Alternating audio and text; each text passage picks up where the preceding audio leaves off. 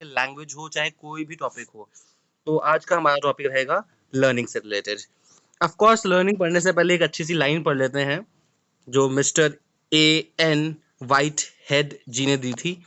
वो लाइन है, learning perceives error of the past as well as its wisdom. बड़ी ही भारी सी लाइन है, लेकिन छोटे अक्षरों में इसका मतलब ये है कि हम अपनी गलतियों से ही सीखते हैं और हम अपने एरर से ही, जो हमने अपने पास्ट में एरर किए होते हैं, उसी से हमको विजडम प्राप्त होती है। ठीक है, तो अच्छी सी लाइन मैंने इसीलिए ऐड कर दी थी क्योंकि क्लास स्टार्ट करने से पहले हमें पता होना चाहिए। अब देखो, बहुत कॉमन से टर्म्स हैं, बहुत मैथ से पीपीटी बनाई गई है, एक एक चीज़ को टाइप किया गया है, तो थोड़ा सा ध्यान दीजिएगा। सबसे पहले हमें पढ़ना है नेचर ऑफ लर्निंग के बारे में कि लर्निंग का नेचर कैसा होता है। ये एग्जैक्टली जैसा बीएड के हमारे टीचर्स पढ़ाते हैं वैसा नहीं होगा, बस हम पॉइंट टू पॉइंट डिस्कस करेंगे। तो बहुत ध्यान से देखना क्योंकि एक बार जो चीज़ छूट जाएगी वो छूट ही जाएगी।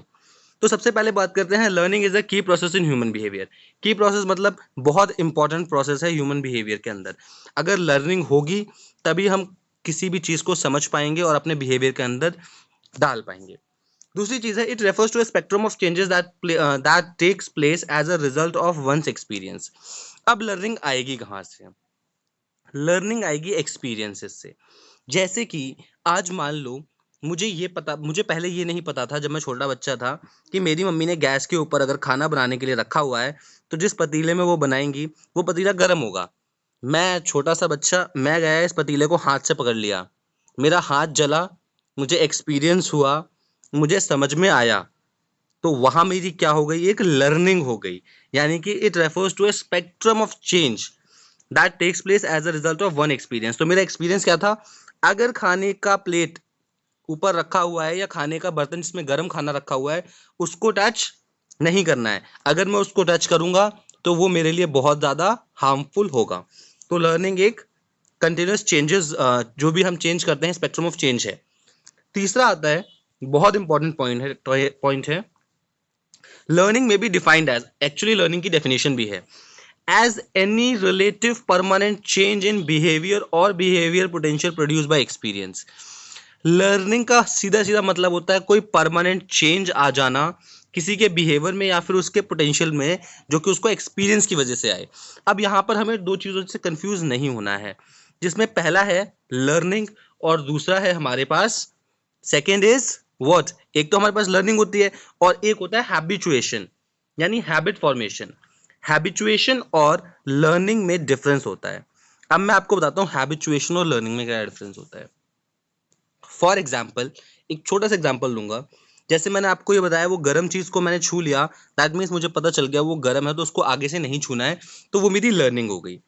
बट हैबिचुएशन के बहुत सारे एग्जाम्पल हैं, तो एक एग्जाम्पल मैं ले लेता हूँ जो बैड एग्जाम्पल है, वैसे बैड एग्जाम्पल देने नहीं चाहिए बट स्टिल मैं दे देता हूँ।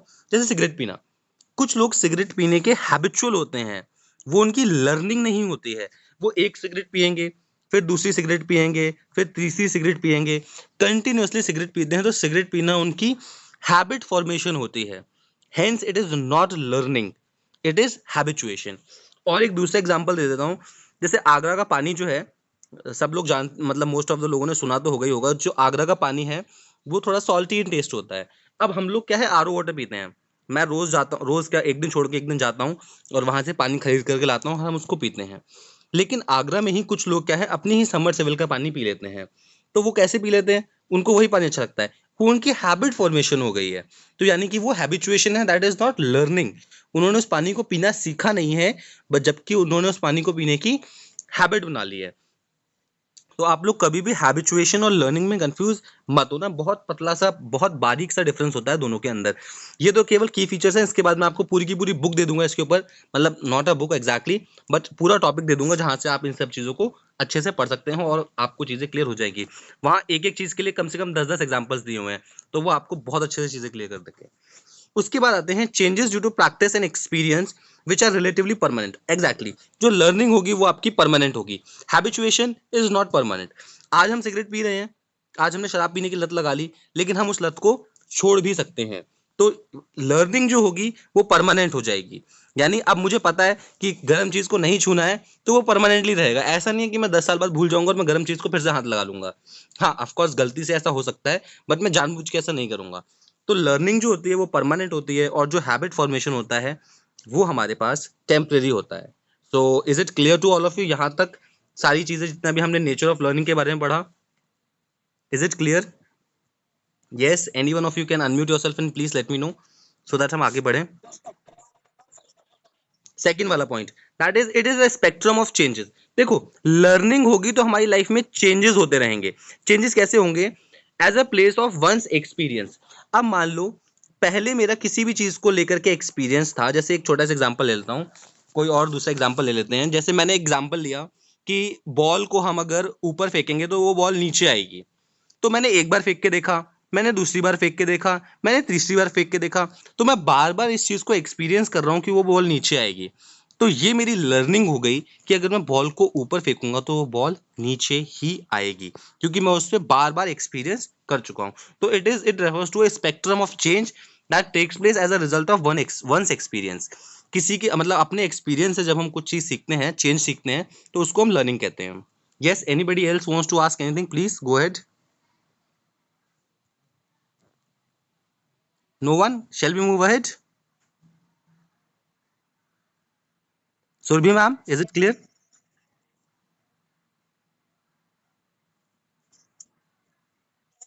Okay ma'am, thank you so much. अब हमारे पास एक और मस्त सी चीज आ जाती है, फीचर्स ऑफ लर्निंग. अब ये फीचर्स ऑफ लर्निंग क्या होगा? तो देखो, सबसे आसान है. Learning always involve some kind of experience. Of course अगर लर्निंग होगी तो उसमें कहीं ना कहीं एक्सपीरियंस जरूर इन्वॉल्व होगा. आप मुझे एक ऐसी लर्निंग बता दो जिसको आपने बिना एक्सपीरियंस के सीखा हो. कोई एनीवन कैन टेल? अच्छा चलो, एक ऐसी लर्निंग बता दो जिसको आपने एक्सपीरियंस से सीखा हो. तो हम ये पूछ लेते हैं गीता मैम से. गीता मैम हमारे साथ हैं. गीता मैम, आप कोई ऐसी लर्निंग एग्जांपल दे सकते हो जो आपने अपने एक्सपीरियंस से सीखी हो?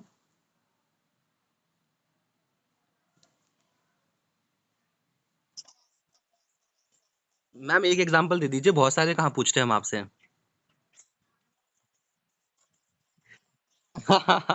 चलो इट्स ओके. अंजलि मैम, आप बताना चाहेंगी कोई ऐसा एक्सपीरियंस जिससे आपने एक्सपीरियंस किया और तब चीजें सीखी हो?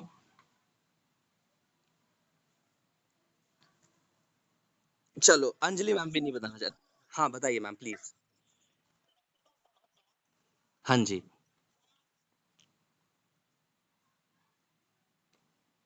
चलो मैं आपको एक अच्छा सा एग्जांपल बता देता हूँ जो आप सबके बचपन. हाँ जी मैम, प्लीज बताइए प्लीज.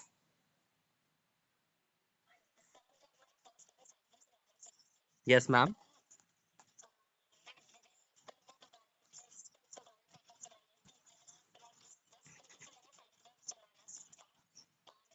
Exactly exactly. आपने वो चीज एक्सपीरियंस करी होगी. ठीक है, तभी आपकी वो लर्निंग हुई है. अब देखो, मैं आपको एक छोटा सा एग्जांपल देता हूँ.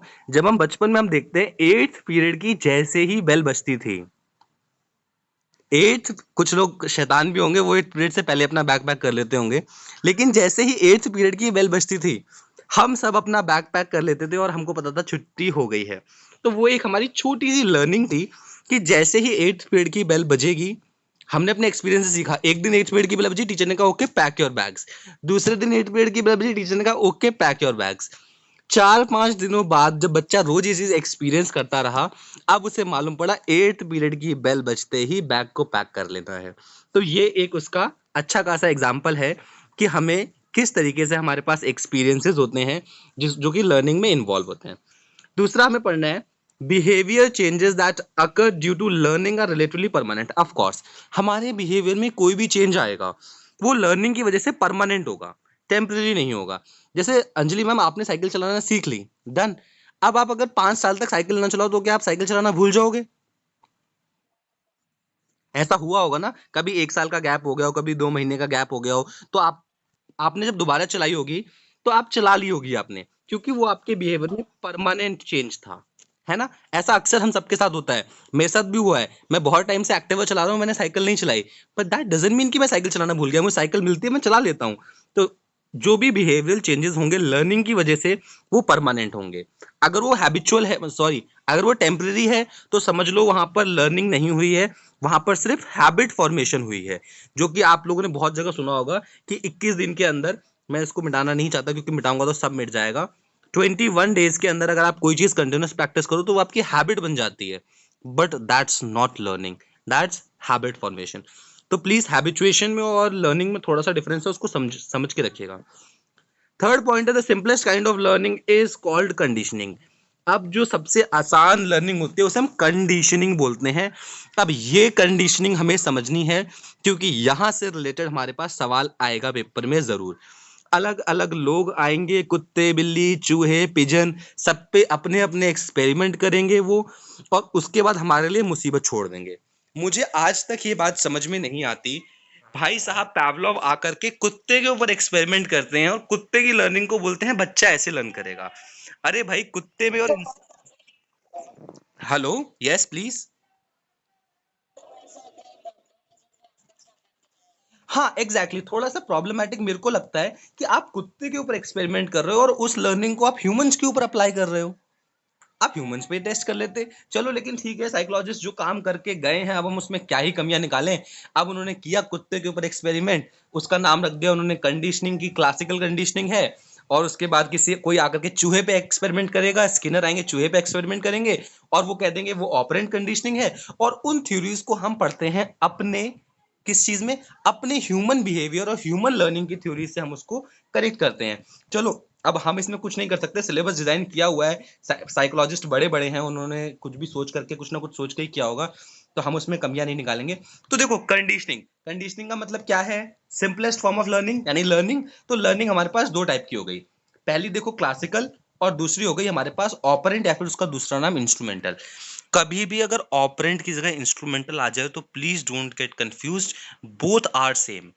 ठीक है, तो कंडीशनिंग हमारे पास दो टाइप्स की हो गई है, पहली हो गई क्लासिकल कंडीशनिंग, दूसरी हो गई ऑपरेंट कंडीशनिंग। अब हमें इन दोनों को समझना है कि क्लासिकल कंडीशनिंग क्या होती है और ऑपरेंट कंडीशनिंग क्या होती है। अब ऐसा नहीं है यही दोनों कंडीशनिंग होती है, इसके अलावा भी होती हैं जिनको हम ऑब्जर्वेशनल लर्निंग बोलेंगे। ऑब्जर्वेशन यानी हमने जो कुछ ऑब्जर्वेशन से सीखा, कॉग्निटिव लर्निंग हमने अपने दिमाग से सीखा, वर्बल लर्निंग हमने बोल करके सीखा, कंसेप्ट लर्निंग हमने कोई कंसेप्ट सीखा, स्किल लर्निंग हमने कोई स्किल सीखी। तो आप ऐसा नहीं कह सकते लर्निंग केवल दो होती है, classical and operant, but learning हमारे पास ऑब्जर्वेशनल लर्निंग भी होता है, जैसे हम बहुत सारी चीजें ऑब्जर्व करके सीखते हैं। आप लोगों को इंटर्नशिप पे भेजा जाता है जिसमें पहला आपका होता है स्कूल ऑब्जर्वेशन, PSE 1, जहां तक मुझे याद है। मैंने तो ऑल दो सारी चीजें मस्ती में करी हैं बट स्टिल वहां पर हमने ऑब्जर्वेशन करने के लिए गए थे, हमने कोई पढ़ाया नहीं था, हमने सिर्फ ऑब्जर्वेशन करी थी। दूसरा कॉग्निटिव लर्निंग, कभी कभार हमारे दिमाग में खुद ही कंसेप्ट्स आना शुरू हो जाते हैं, हम ऐसा कर लेते हैं वैसा कर लेते हैं। वर्बल, कभी कभार हम बोल करके कुछ नया सीख जाते हैं। कंसेप्ट, कभी कभार हम कोई कॉन्सेप्ट फॉर्मेशन कर लेते हैं कि अगर ऐसा ये होता होगा तो ये ऐसा होता होगा। Skill learning, of course teaching is a skill, जो कि हमने एक नई तरीके की लर्निंग पढ़ ली, स्किल लर्निंग। तो इन दो क्लासिकल और ऑपरेंट कंडीशनिंग के अलावा ये सारी लर्निंग भी होती हैं। तो अब हम आ जाते हैं सबसे पहले अपनी इसके ऊपर, क्लासिकल कंडीशनिंग के ऊपर। हमें आज सिर्फ क्लासिकल पढ़नी है, ऑपरेंट कंडीशनिंग इनकी बाकी सारी थ्योरीज हम आराम से कंडक्ट करेंगे, लेकिन पहले हमें इसको समझना है कि ये मिस्टर इवान पी पावलोव जो भी इनका नाम है ये करना क्या चाहते थे। तो हम समझ लेते हैं क्लासिकल कंडीशनिंग को कि क्लासिकल कंडीशनिंग क्या होती है। तो सबसे पहले इसके बारे में जो पहले सबसे पहले इन्वेस्टिगेशन किया था वो इन भाई साहब ने किया था, इनका नाम याद रख लेना, पावलोव। सब जानते हैं, सबने सुना है, बट हम पेपर में कंफ्यूज हो जाते हैं क्लासिकल कंडीशनिंग किसकी थी भाई, पावलोव ने कौन सी दी थी। तो कंफ्यूज नहीं होना है, पावलोव ने कुत्ते के ऊपर एक्सपेरिमेंट किया। ये देखो कुत्ता बना हुआ, बहुत अच्छा डायग्राम है, आपको ये ज्यादातर किताबों में शायद ना ही मिले, मैं आपको बताऊंगा कि मैंने कौन सी किताब से इसकी इमेज का स्क्रीनशॉट लिया है। तो पावलोव ने हमारे पास ये वाला क्लासिकल कंडीशनिंग दी थी। अब जरा इसके एक्सपेरिमेंट को हम समझ लेते हैं, वैसे सबने ये एक्सपेरिमेंट समझा होगा लेकिन स्टिल हम पढ़ रहे हैं तो हम इस एक्सपेरिमेंट को दोबारा समझ लेते हैं। इन भाई साहब ने क्या किया, एक कुत्ते को इस बॉक्स के अंदर बंद कर दिया। ध्यान से देखते चलना इन्होंने क्या किया, इस कुत्ते को इस बॉक्स के अंदर बंद कर दिया। उसके बाद इसके मुंह में थोड़ा सा ऑपरेशन करा करके इसकी जॉ लाइंस में इससे ट्यूब कनेक्ट कर दी, जो कि एक ग्लास से कनेक्ट होती थी जिसमें वो सलाइवा को मेजर करता था। This is the tube of the salivary gland, इसको तो हम मिटा सकते हैं, ऑफ कोर्स ये नहीं मिटेगा। हाँ, tube of the salivary gland, और ये वो कप था जिसके अंदर वो सलाइवा मेजर करता था, और ये एक उन्होंने छोटी सी रिकॉर्डिंग डिवाइस लगा दी थी।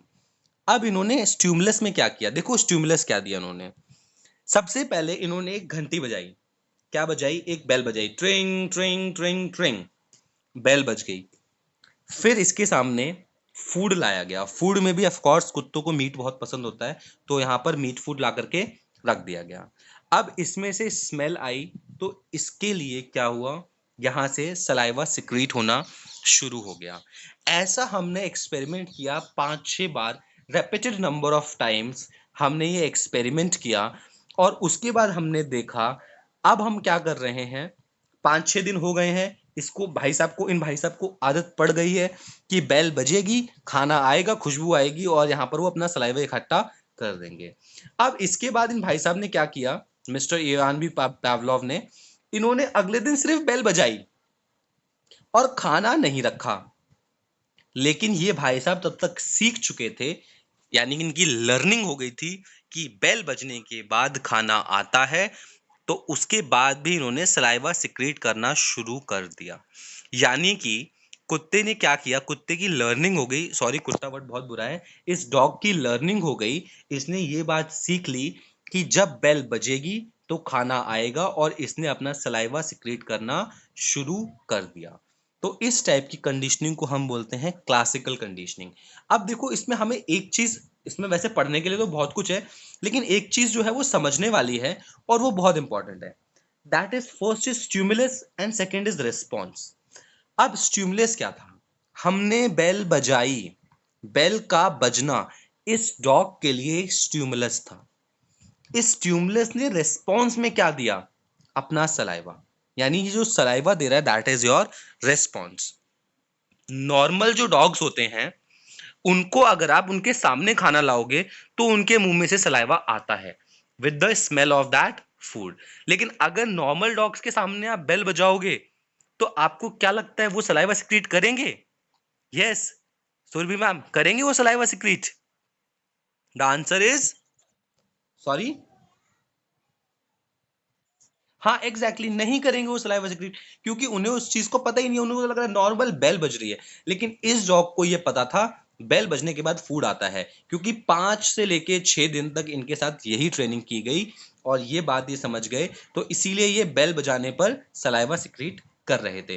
तो इस तरीके की कंडीशन को नाम दिया गया क्लासिकल कंडीशनिंग, और नीचे आप देख सकते हो लिखा हुआ है a dog in Pavlovian harness for conditioning, यानी इसकी इस तरीके से लर्निंग हुई है। अब इसमें जो पढ़ने वाली चीज है वो हम देख लेते हैं, हमें पढ़ना क्या है। तो ये चीजें बहुत इंपॉर्टेंट आपको पता होनी चाहिए। फूड इज दस N unconditional stimulus for salivation which is follows N unconditional response. यानी जो फूड है वो एक, अगर हम नॉर्मल की बात कर रहे हैं, ऑफ कोर्स अभी हम एक्सपेरिमेंट के पहले की बात कर रहे हैं, ये आफ्टर कंडीशनिंग की बात नहीं कर रहे हैं, ये हम कंडीशनिंग से पहले की बात कर रहे हैं, मतलब हम नॉर्मल डॉग्स की बात कर रहे हैं। तो उसके लिए फूड क्या है, एक अनकंडीशनड स्टिमुलस है। तो जब कभी वो आएगा तो वो अनकंडीशनल रिस्पॉन्स देगा, यानी कि जब हम उसको फूड देंगे वो तब रिस्पॉन्स करेगा। बट ये पॉइंट इंपॉर्टेंट है, आफ्टर कंडीशनिंग, जब हमने उसको लर्निंग करा दी, हमने उसकी कंडीशनिंग करा दी, उसके बाद क्या होगा, जो सलाइवा होगा उसके लिए जो बेल बजेगी, the presence of sound of the bell becomes conditional stimulus. यानी कि अब उसके लिए जो स्टिमुलस है वो फूड नहीं है, उसके लिए वो जो बेल है वो क्या है, स्टिमुलस है। और रिस्पॉन्स क्या होगा उसका, secretion of saliva is a conditioned response. यानी अगर हम दोबारा सुन लो जो इस पॉइंट को, ये पॉइंट आपको थोड़ा सा टेक्निकल लगेगा और थोड़ा सा डिफिकल्ट भी लगेगा, बट ये बहुत इजी है। यानी कि अनकंडीशनल रिस्पॉन्ड, यानी हमने जब उसको कुछ नहीं सिखाया तो उसके लिए रिस्पॉन्स क्या था, खाना दे दो और मैं सलाइवा सिक्रीट कर रहा हूं। लेकिन जब हमने उसकी लर्निंग करा दी, कंडीशनिंग करा दी, आफ्टर कंडीशनिंग, वो फूड उसके लिए कंडीशनिंग नहीं है, फूड उसके लिए स्टिमुलस नहीं है, उसके लिए स्टिमुलस क्या है, वो बेल। कौन सी बेल, जो कि उसको खाने से पहले मिलती थी। तो अब ये जो स्टिमुलस है ये अनकंडीशनड ना होके कैसा हो गया है, कंडीशनड हो गया है। और जो रिस्पॉन्स था ये अनकंडीशनड ना होके कैसा हो गया है, कंडीशनड हो गया है।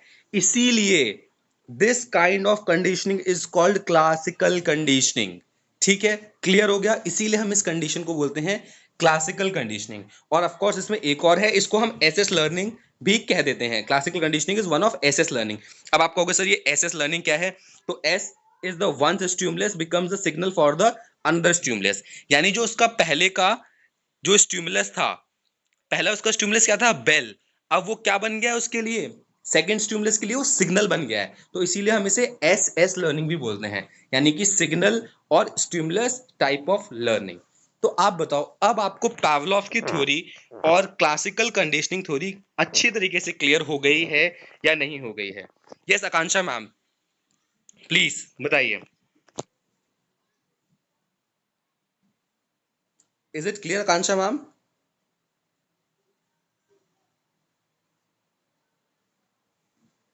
आकांक्षा मैम हमें बताना नहीं चाहती हैं, कोई बात नहीं, हम किसी और से पूछ लेते हैं। कृति मैम, इज इट क्लियर? ठीक है, तो आज हमने क्या पढ़ा, हम एक बार जल्दी से